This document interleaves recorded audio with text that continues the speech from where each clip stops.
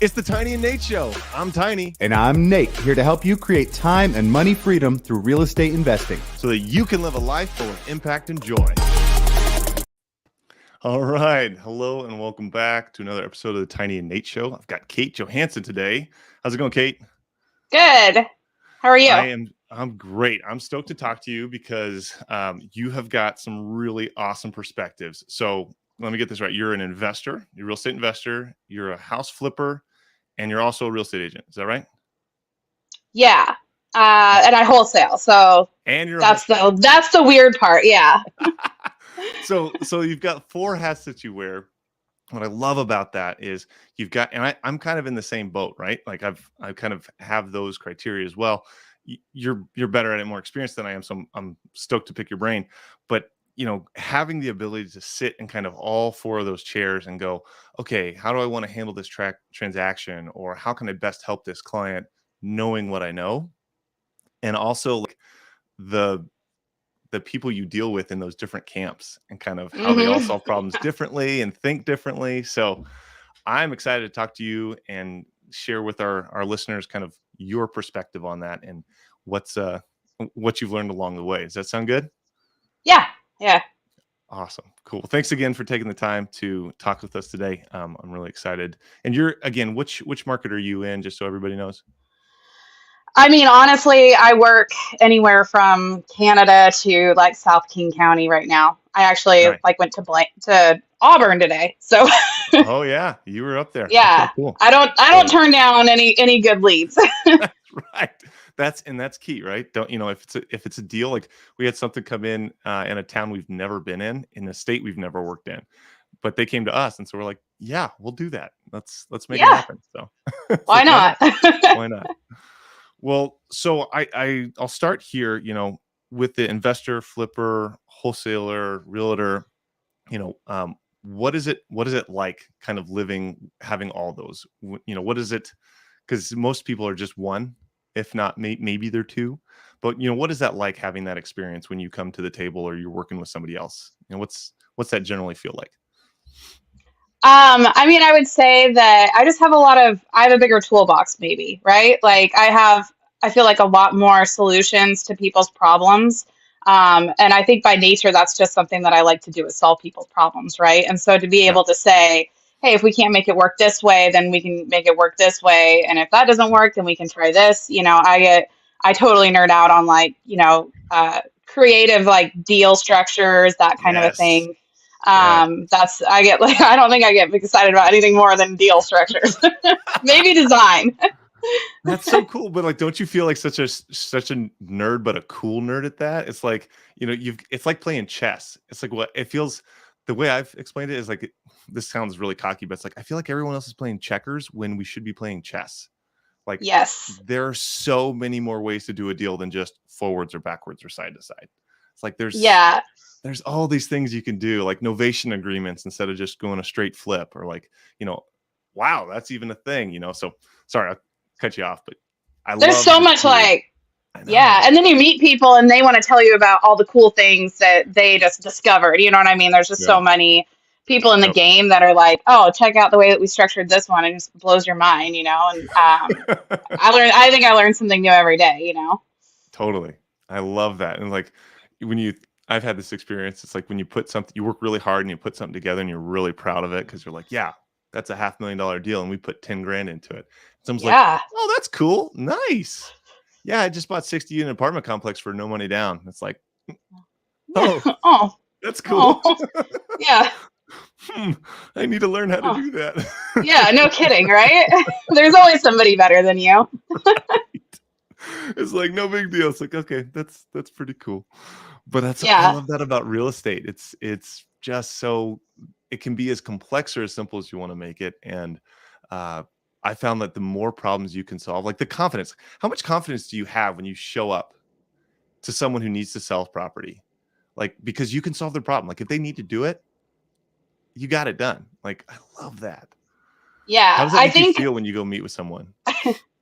I mean, obviously it makes me feel good. I feel so much better now after like being in it a couple of years and having that confidence to know that like I can actually follow through on what, I can suggest about Mhm. doing kind of thing. Like I have the connections.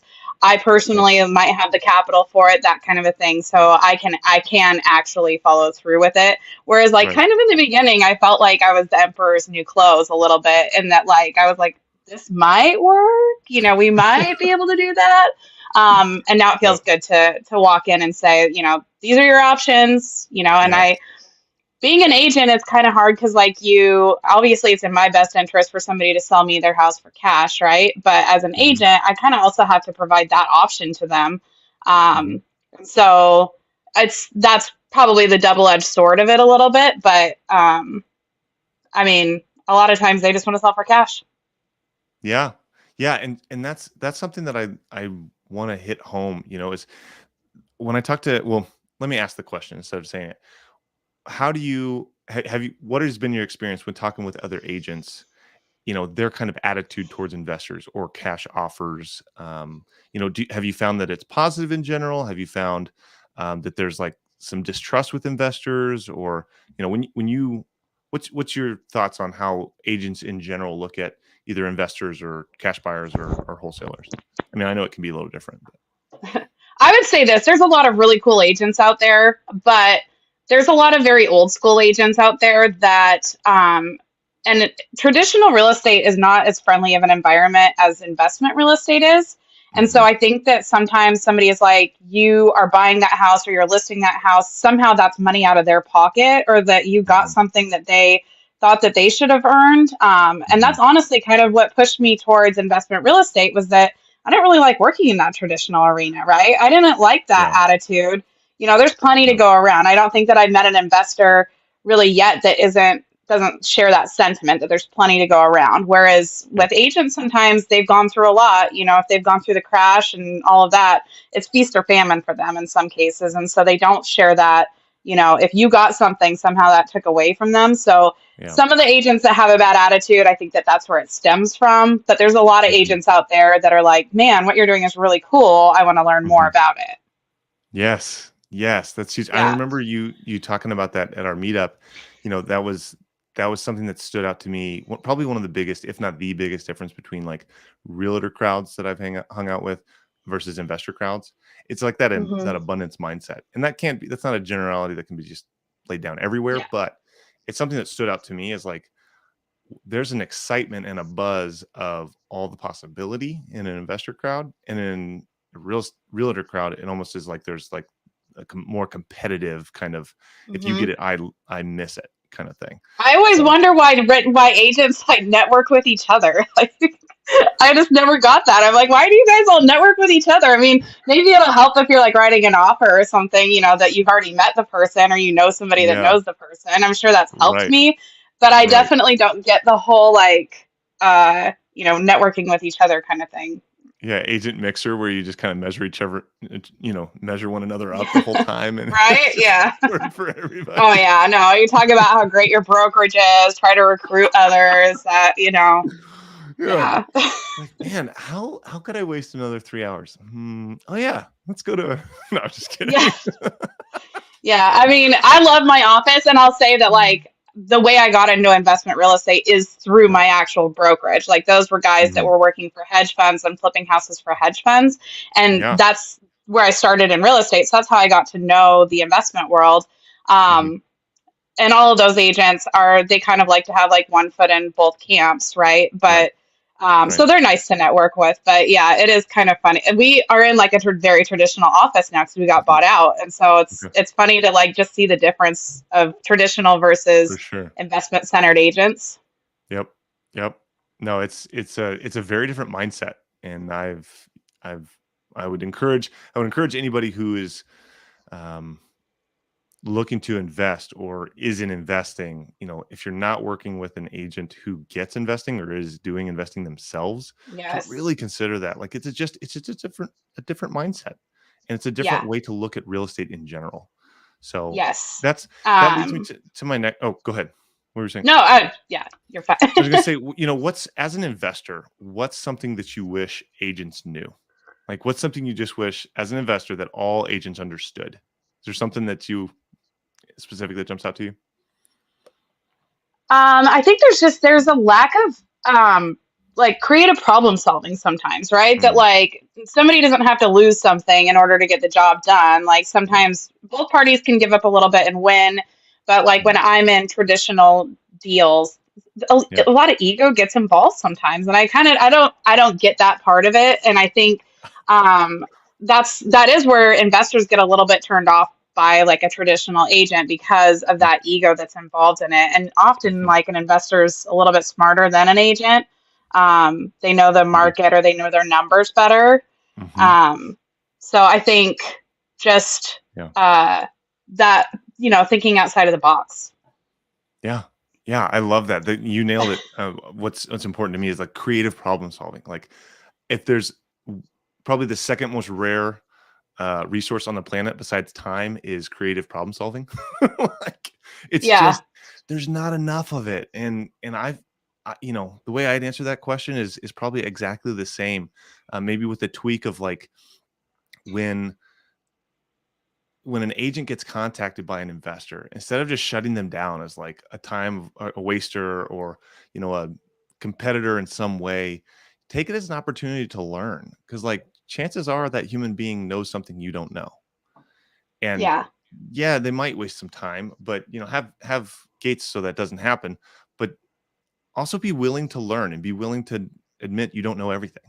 Like I worked with an agent recently on a deal, and I got a phone call around closing time, and I was like, oh boy, what's this going to be about? And he actually came to me and he was like, hey man, I see what you're doing with this investing thing, and I've been in this for almost 20 years, and I want to learn what you do. Like, you have any resources for me? And I was just like taken back, like, wow, holy cow, that was yeah, so honoring to me because it's like someone saw, hey, there's other ways to do this. There's other yeah. ways to solve these problems, and you don't have to just be stuck with this toolbox that you're handed right out of real estate school. Going, here's how you Yeah. solve the problems.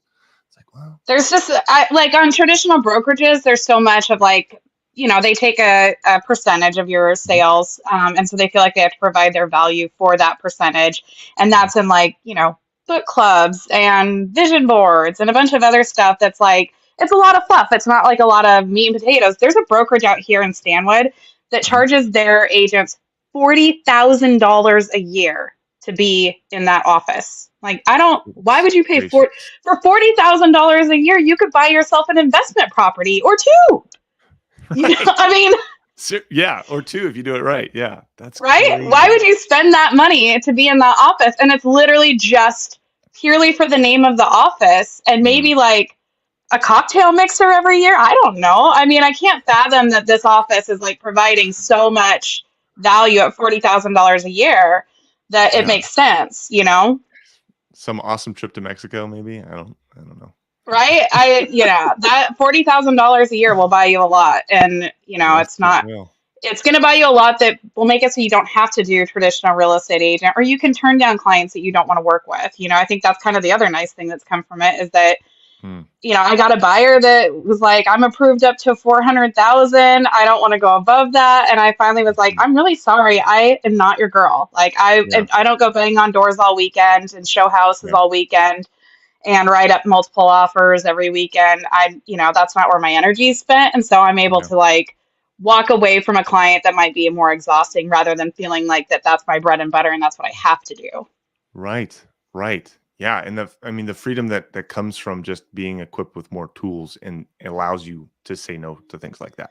It's like Yeah. so, something I talk to different people about, or when I'm talking vision, or I get excited about living intentionally. That's something that's really important to me personally.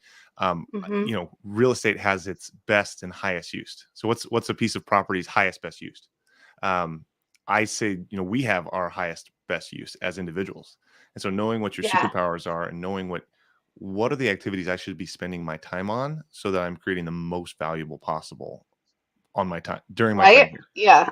It's like Yeah. for you, it's not going to be showing those $400,000 properties and banging Yeah. on doors and doing all that stuff.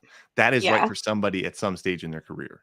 It doesn't have to be Yes. you. So just Yeah. just knowing like a way to step forward in this game of life, and especially in real estate, is like through that education, through equipping Hmm. yourself with those tools, with creative finance, with understanding how to run numbers as an investor.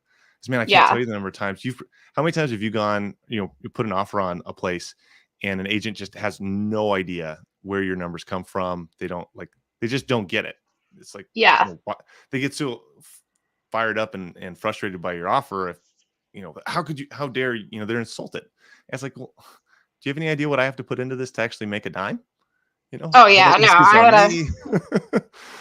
I had a lady tell me that I'm hopefully writing one up today. And like the house needs work. It needs a new foundation. It needs a new roof. It needs all these other things. And she's like, well, I reduced the price by $10,000 because it needs a new roof. And I was like, lady, you need to reduce the price by like $100,000. Yeah. You're like, well, that'll cover the interest on my carrying costs. Yeah. Thank you. Right. I kind of was like, Yeah. I mean, but at the end of the day, I'll still put it under contract. We'll do an inspection on it, and then I'll be able to physically show her Right. this is actually why. It's not just me saying Right. it or like pulling random numbers out of the air. Yep. And roofs don't cost Yep. 10 grand that much anymore. They're like a lot more expensive than they used to be. I was gonna say I wish I could. It's 27 or 35 depending on what they have to do to it and how big it is. But Yeah. it's not a Yeah. $7,000 line item like it used to be. I had someone say, No. that, well, that's like 7-8 grand. I'm like, no, Yeah. not anymore. No. Yeah. Not anymore. Yeah.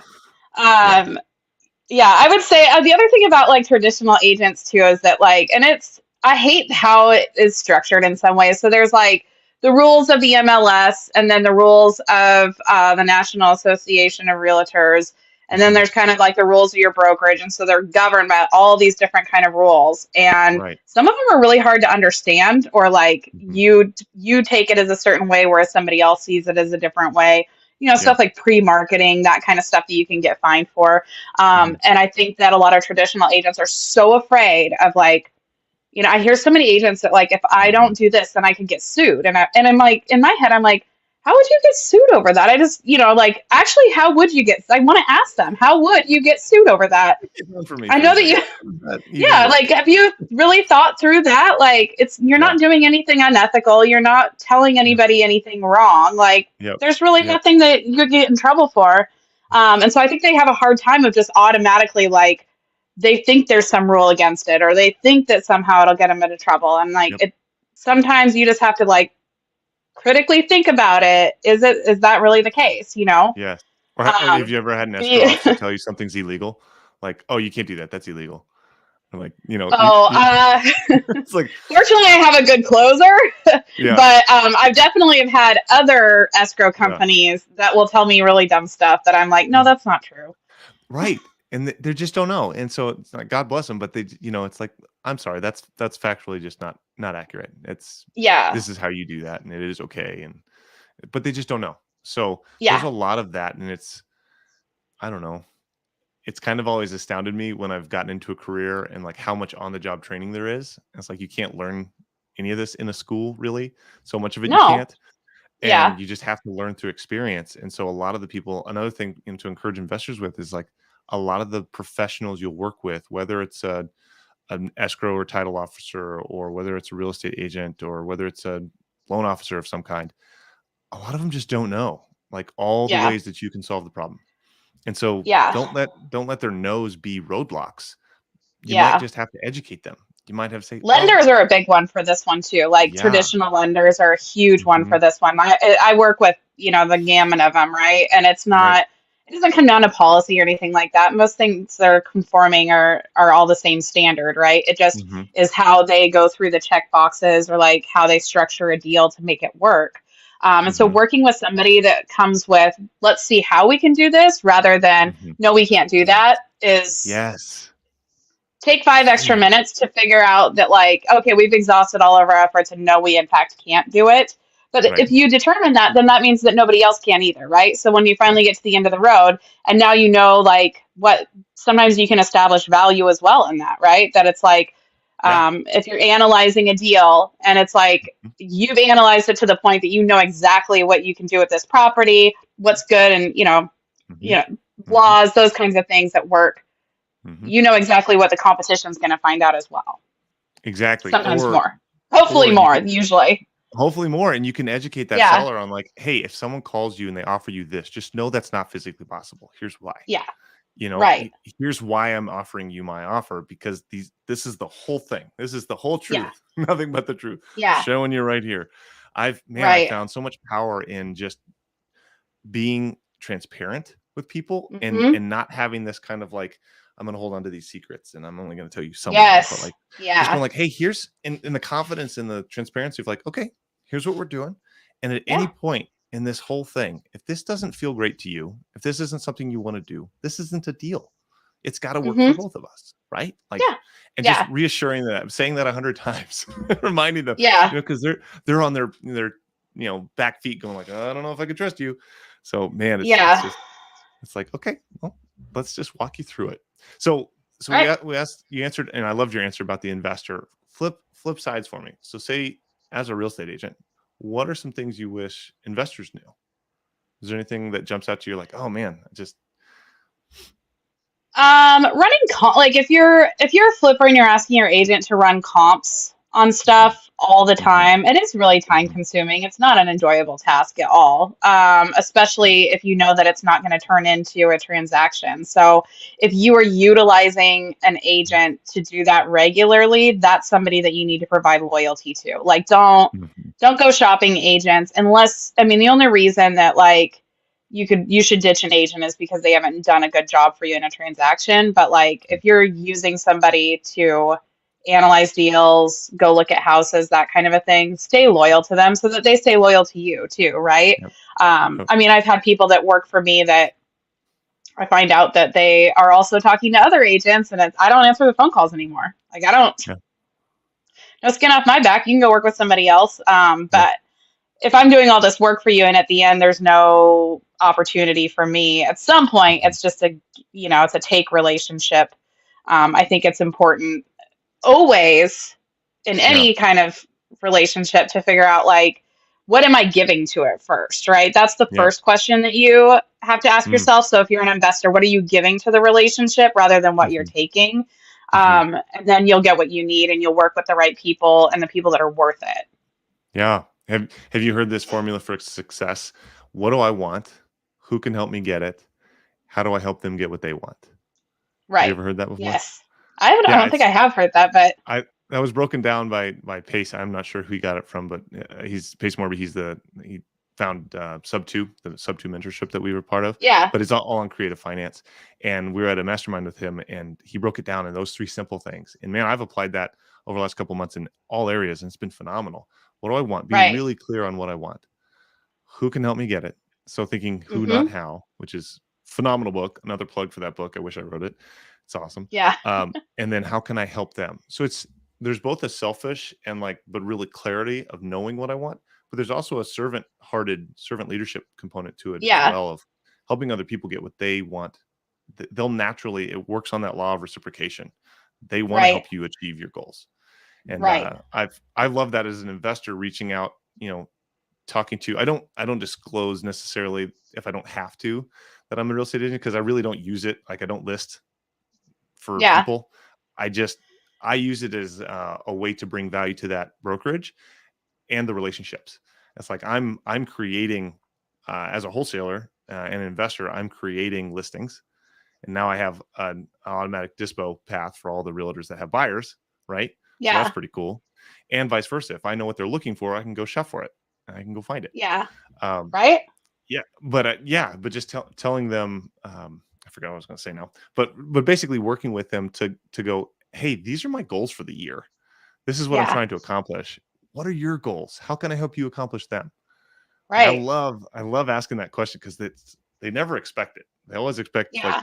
for me to take something from them. But Right. man, Yeah. I I love would say approaching it that way. take your agent to like investor networking events. Like get Yeah, them to drink the Kool-Aid a little bit too, I think, in some sense, where like totally. they'll expand their horizons and their knowledge and Yep. maybe they'll meet somebody that teaches them something new. But Yep. um yeah, I would say from the investor side to the agent, like there's a give that you should come with as well. Yes, absolutely. And I love that. And also, the value that there is in having multiple really high quality relationships, because like as an investor, we invest in a large area, the Northwest. There's not going to be an agent that does all the Northwest. not super Yeah. well, right? So Yeah. like Right. having, hey, I need someone for Stanwood, or I need someone for Marysville, or I need someone for this area, and working with them to where you have your experts in those different regions and pockets and communities, I found is nice. And then just being clear with that, it's not that you have to have one person only to do all your transactions through, but you shouldn't have more than one in like a small area. Like Yeah. that's not gonna go well. Yeah. I don't know. There's probably different people have different opinions on that, but just like you were saying, being loyal as much as you can. Yeah. What are your thoughts on working with people in different regions like that? Would that make sense to a real estate agent, or would they still want all the business? What do you think? Well, so agents do have the opportunity to like collect a referral fee. That's true. So That's true. if you can like give the person that you're most loyal to the Yeah. opportunity of like, hey, if you refer me to someone knowing that they're going to Mhm. get a referral fee, that can be, a That's bonus true. to them, right? Yeah. But That's also true. like, hopefully they have somebody that they entrust. I would say in the investment game, like, Mhm. and I don't know if Washington's a little different. I have heard that Washington is a little bit different and that we are like a Mhm. very close knit community of investors. And so you and I probably know at least like 25 people all, mutually some way, Yeah. right? Yeah. So if you're like, who would I deal with down south to do a Mhm. wholesale deal or something like that? My Mhm. guy Ryan is the guy that I would be like, no, you got to deal with Ryan. He's an agent. He's a wholesaler. He's me Yeah. down there, kind of thing. Right. And Right. so if you don't know somebody that you know knows somebody, kind of thing, I I guess. love that. That's been really cool. Like we've experienced that recently. We're going through something right now, and that's been really cool. And knowing who to talk to, how to solve that problem. It's the more involved you get in that community. It's like who Hmm. was it? A seller, a seller of mine needed a tax guy. I'm like, oh, there was a really good tax guy, and I saw his whole presentation at the real estate investor event. Like, let me hook you up with them. And so I was Yeah, able to make that connection. And so they're, because they're asking me detailed 1031 exchange questions, and I'm like, yeah, here's my answer. I'm not a tax advisor. Let me connect you yeah. with a tax advisor. Right. Exactly. Yeah. But it's good. Like it really demonstrates to sellers, when you're working directly with the seller, if you can have a breadth of knowledge and you're able to wear these different hats, and it's that she's calling me today. I'm going through, we haven't closed on this property yet, but it's a property, 5 acres. It's a nice property. She calls me like once a week just with different property and real estate related questions. I'm the buyer, but Yeah. there's that trust. I'm the investor. There's Yeah. that trust of like, hey, I was going to do my quarterly taxes, and I wanted to make sure should go ahead and pay those. I'm like, well, yes, like pay your taxes. It's not going to mess up the Yeah. transaction. But it's just neat how when you answer the questions, you don't make stuff up, but you Yeah. you just have that breadth of knowledge, and you can refer to other people in your community who are experts. I Yeah. found that just opens up the trust gate even more. Right. So that when you Yeah. come to them after the inspection and you go, "Hey, Jill, there's 75 things here we got to fix. Right. W- We need to talk about this." Right. They have a reason to trust you, plus the Yeah. inspection. You've built up Yes. that bridge. So I found Yeah. that helps a ton. Yeah. Awesome. Any other, I know you got to get going. Any other insights you have as kind of all four of those in your head that you would just say like, man, if you're getting into real estate, or if you're kind of newer at this, make sure you do this or start here. That's a big question I get, is like, where should I start? Should I start flipping properties? Should I start wholesaling properties? You've done quite a few transactions. What's your general thoughts on Um, what's a good place to start if for people? I would say, really start with like education. I mean, Mhm. so that you know like all the opportunities out there. I swear there are so many different ways to make money in real estate, and so many people only have figured out one, and that's traditional real estate, right? As an agent, that's their way to make money in real estate. But there's so many ways to make money in real estate without any money at all, right? I know a guy that just flips land. That's all he does. Is he like goes and researches and flips land. If that's something that you like to do, you like to be in the woods, go have lunch with that guy and figure out how he flips land, right? Like some of the best money that I spend is just have it like buying somebody lunch and asking them about what they do and how they do it. And they'll tell you, I mean, there's so many people out there that are so giving that will tell Yeah. you everything, and they're Yep. excited to see somebody else get involved in it. Because again, we are all nerds. And so we get very like, when there's another nerd on board, Yeah. Like, oh, like, drink the Kool-Aid. yes. It tastes really good. Come on. Yeah, no, that's terrible. It sounds like a MLM, um, but at the end of the day, like I do a lot of work for free too. Mhm. One of the investors that I work for, I go on a ton of appointments, and I'm not closing every appointment. I do a lot of work for free, but I'm Yeah. learning through that. I'm kind of learning how he runs his business. I learn how Mhm. he turns these leads, Mhm. originally like into an actual appointment kind of thing. I'm Yeah. learning how he does his contracts. I'm learning how he runs his business, which is completely different than how I run mine. So I'm always Right. like, sometimes you're working and you're like, I'm not making a lot of money and I'm doing a lot of work, but you have to look back and ask yourself, like, maybe I'm not getting money for it, but what is the value that I'm getting from it? And Yep. like, it's okay to work for free. Like, it's okay to go just do work for free, learn how to analyze deals and go analyze deals for somebody. And the more practice Yeah. that you get, Yeah. the more confident that you'll get in it too. I think that that's also Yep. really important, because if you don't have the confidence, like you're going to be me 2 years ago, just tap dancing and really hoping that nobody figures you out as a false, right? No one knows how the song is supposed to go. I hope I get Yeah. it right. Yeah. Yeah. Yeah. It's so true though. Like there's a bit of that kind of imposter syndrome that I think, that could be a whole Hmm. nother podcast or Yeah. 10, but mini series. But I mean, at some point, once you have an education, enough of one to where you can do maybe one thing. Go do Right. that one thing. There's no Yeah. substitute for action, taking action. Yes. And I think taking massive action combined with the stop and think process. It's stop and think and then go take massive action. It's not just stay stuck and don't Yeah. don't move. Yeah. But I No, mean that, analysis paralysis is yeah. definitely like Yep. probably the biggest plague to most investors is the analysis Yeah. paralysis. And, There's a guy that's been coming um, to an investor event for like 4 years, but he's never bought a property. It's like, don't be that guy. oh, Don't be that guy. yeah. Like, go Right? That property understand four what you're years ago doing. probably is worth a lot now. Seriously. Seriously. It's like go do that. That's a really expensive education that you haven't used.